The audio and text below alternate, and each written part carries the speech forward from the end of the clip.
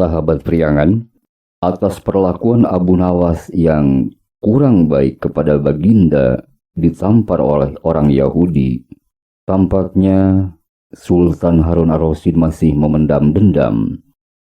Oleh karena itu, beliau mencoba untuk memberikan semacam tugas atau tantangan yang berupa bisa mendatangkan seekor harimau yang berjanggut ke istana kerajaan Baghdad.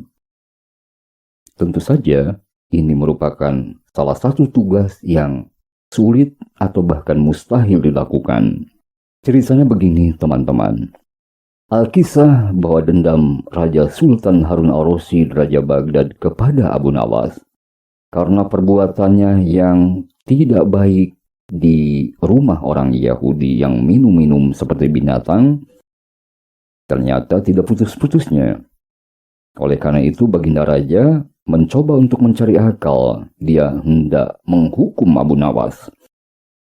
Pada suatu hari Abu Nawas pun dipanggil oleh Baginda Raja untuk segera menghadap ke istana.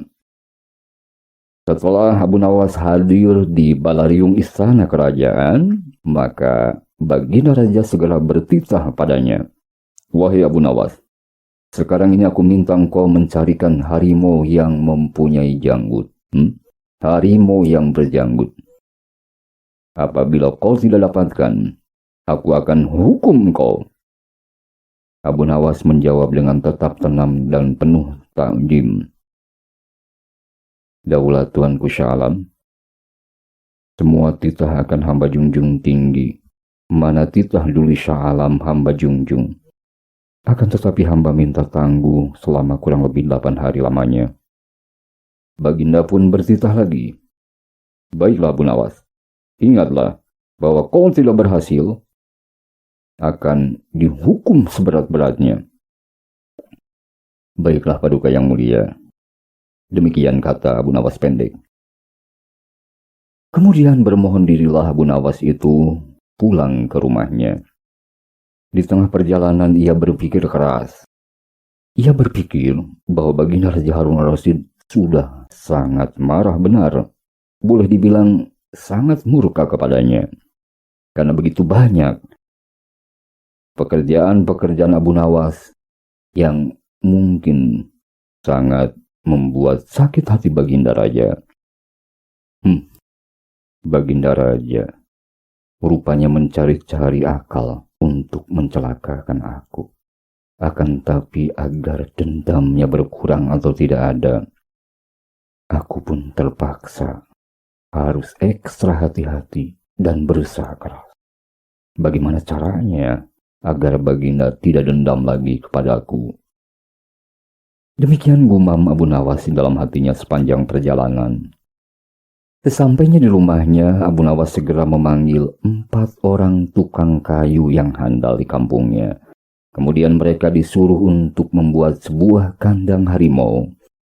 Mereka keheranan, tapi mereka tidak bertanya kepada Abu Nawas. Selama 3 hari baru selesai kandang harimau itu. Setelah selesai kandang itu, Abu Nawas pun masuk ke dalam rumahnya. Kemudian diambilnya sehelai tikar atau sajadah untuk sembahyang. Ia berniat untuk membawanya ke langgar atau ke masjid. Sebelum berangkat, ia berkata kepada istrinya, "Wahai Adinda, apabila datang seorang yang berjanggut ke rumah kita nanti, silakan Adinda dipersilahkan duduk." Iya, ia silahkan disuruh duduk. Serta boleh bercakap-cakap dengan dia. Dan apabila Adinda dengar Kakanda mengetuk pintu rumah, nah, dia itu Adinda suruh masuk ke dalam kandang harimau itu. Istrinya menjawab, "Baiklah Kakanda, akan hamba jalankan apa yang diperintahkan Kakanda." Setelah berkata demikian, berjalanlah Abu Nawas menuju ke masjid penghulu di dalam negeri itu. Setelah sampai di sana, ia pun memberi salam kepada penghulu itu. Kemudian ia bersembahyang. Selanjutnya mereka duduk bercakap-cakap. Dan penghulu itu pun tampaknya asyik bercakap-cakap dengan Abu Nawas. Tak berapa lama kemudian penghulu itu berkata kepada Abu Nawas, "Wahai Abu Nawas, sebenarnya hendak kemana engkau? Apa sebabnya pula baru sekali ini aku lihat engkau sembahyang di masjid ini?" Maka Abu Nawas pun menjawab dengan suara yang agak putus-putus seperti suara seorang yang sedang kesusahan, "Tuan, hamba malu akan menyampaikan al-ihwal hamba ini. Akan tapi kalau tidak disampaikan kepada Tuan hamba, kepada siapa lagi hamba hendak mengadukan perkara hamba?" "Oh, begitu ya Abu Nawas. Apa masalahmu, Abu?" "Begini, Tuan hamba. Hamba ini berkelahi, ya, dengan istri hamba di rumah. Bertengkar, Tuan hamba. Itulah sebabnya hamba kini tidak mau pulang lagi ke rumah hamba." Penghulu itu berpikir dalam hatinya, "Baiklah Abu Nawas. Engkau akan kubiarkan tinggal di sini. Dan aku yang pergi ke rumah istrinya itu. Memang aku telah lama menaruh hati kepada perempuan yang cantik itu. Sekarang cita-citaku dapat terlaksana." Kemudian penghulu itu berkata kepada Abu Nawas, "Wahai Abu Nawas, bagaimana? Apakah kamu suka kalau pertengkaran kalian itu aku selesaikan?" "Baiklah Tuan hamba." "Baik, kalau begitu, tunggulah kau di sini, Abu. Aku akan pergi sebentar menemui istrimu itu." Abu Nawas segera menjawabnya, "Alhamdulillah, Tuan. Hamba mengucapkan terima kasih sebanyak-banyaknya atas kesucian hati Tuan hamba untuk menolong kami." Dalam hatinya Abu Nawas mungkin tersenyum, teman budiman. Syahdan, penghulu itu pun pergilah dengan sukacita ke rumahnya Abu Nawas. Ia berjalan cepat-cepat. Setelah sampai di rumah Abu Nawas, kemudian mengetuk pintu. Setelah dipersilahkan, duduklah penghulu itu di dekat istri Abu Nawas sambil berkata kepadanya, "Wahai Adinda, sebenarnya apa manfaat dan gunanya kamu bersuamikan orang jahat lagi miskin itu? Lagi pula Abu Nawas itu kan tidak keruan. Nah, lebih baik Adinda bersuamikan hamba. Adinda boleh senang-senang, tidak akan kurang suatu apapun."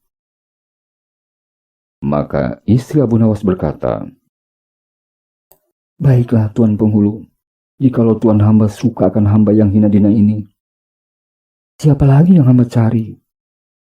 Setelah percakapan itu, Abu Nawas pun mengetuk pintu dan terdengar oleh semuanya. Dan penghulu itu menjadi cemas sekali. Ia berkata kepada istrinya Abu Nawas, "Wahai Adinda, kemana hamba hendak menyembunyikan diri? Kemana hamba harus lari?" Istri Abu Nawas itu berkata sesuai dengan petunjuk suaminya, "Tuan, sebaiknya Tuan hamba masuk ke dalam kandang itu tuh," kata istri Abu Nawas sambil menunjukkan kandang harimau yang baru dibuat oleh Abu Nawas. Dengan tidak berpikir panjang lagi karena takut oleh Abu Nawas, masuklah penghulu ke dalam kandang harimau itu. Kemudian istri Abu Nawas pergi untuk membukakan pintu bagi suaminya. Abu Nawas masuk ke dalam rumahnya, seterusnya memandang ke kiri dan ke kanan. Kemudian ia bertanya kepada istrinya, "Wahai Adinda, apakah yang terdapat di dalam kandang harimau itu, Adinda?" Istrinya menjawab, "Ya Kakanda, tidak ada apa-apa Kakanda." Abu Nawas keheranan bertanya lagi kepada istrinya, "Apa putih-putih itu, Adinda?" Kemudian ia melihatnya ke dalam kandang. Betul, penghulu itu ternyata. Penghulu itu tampaknya gemetar sangat ketakutan. Dikisahkan bahwa penghulu masjid itu selama kurang lebih 8 hari berada di kandang macan atau harimau di rumahnya Abu Nawas. Setelah 8 hari, Maka pagi-pagi benar Abu Nawas pun segera memanggil kuli 8 orang untuk menarik kandang itu ke istana kerajaan Baghdad untuk dihadapkan ke Raja Harun al-Rasyid. Kandang itu oleh Abu Nawas ditutup dengan kain yang agak jarang-jarang, sehingga orang-orang bisa melihat apa isinya. Maka orang-orang di dalam pun menjadi gempar, sebab masing-masing hendak melihat harimau yang berjanggut. Seumur hidup mereka jangankan melihat, mendengar kabar harimau yang berjanggut itu pun mereka belum pernah. Dan kebetulan pada hari itu Abu Nawas telah mendapatkan seekor harimau berjanggut. Bukan main mereka heran atas kebijaksanaan Abu Nawas itu. Akan tapi demi dilihat mereka bahwa ada penghulu masjid di dalam kandang, mereka pun terheran-heran dan tidak mampu berkata-kata lagi. Mereka berduyun-duyun mengiringkan kandang itu menuju ke istana kerajaan. Adapun penghulu itu hampir-hampir ia tak dapat menarik lapas lagi, oleh sebab sangat malu oleh masyarakat sekitarnya, sedangkan arang di dahinya kemana hendak disembunyikan. Menurut peribahasa, arang di dahi kemana hendak disembunyikan. Rasa malu yang sangat kemana hendak disembunyikan. Karena sebagai seorang kadi atau penghulu, ia patut memberi contoh kepada masyarakat banyak. Dikisahkan tidak berapa lama sampailah arak-arakan itu di istana Sultan Harun al-Rasyid. Ketika Baginda melihat arak-arakan itu, segera Baginda bertitah, "Wahai Abu Nawas, apa kabarmu?" "Baik, Baginda yang mulia."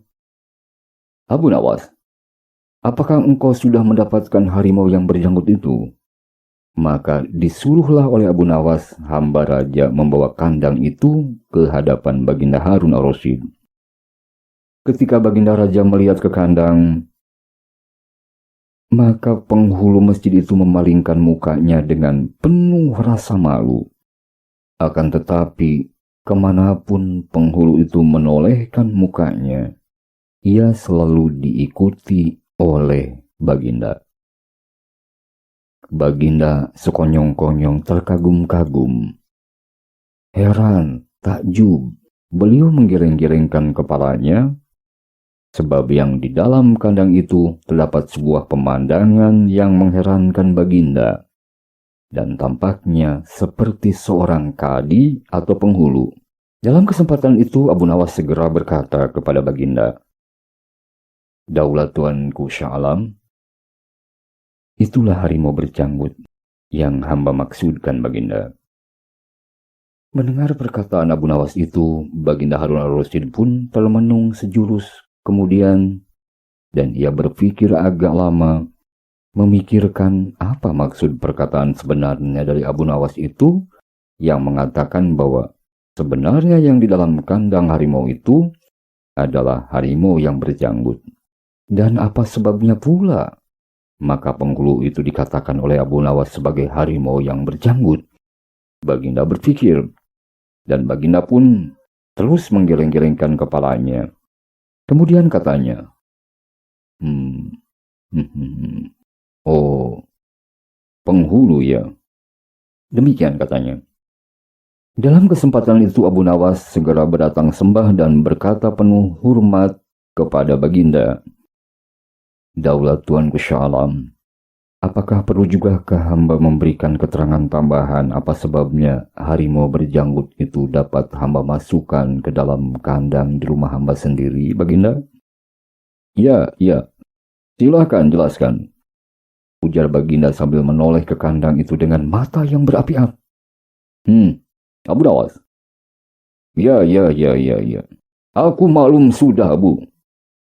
Dan bukan main murka Baginda Raja Harun al-Rasyid kepada penghulu masjid itu.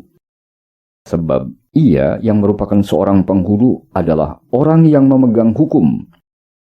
Dan sekarang dia sendiri yang melanggar hukum itu. Ia berbuat khianat. Maka dengan segera Baginda Raja bertitah untuk mengeluarkan penghulu itu dari dalam kandang harimau. Kemudian rambutnya dicukur persegi 4 dan disuruh diarak keliling pasar di wilayah Baghdad, supaya penghulu itu dapat diketahui oleh halayak, oleh rakyat sekalian, betapa aibnya, betapa hinanya orang yang khianat itu, teman budiman.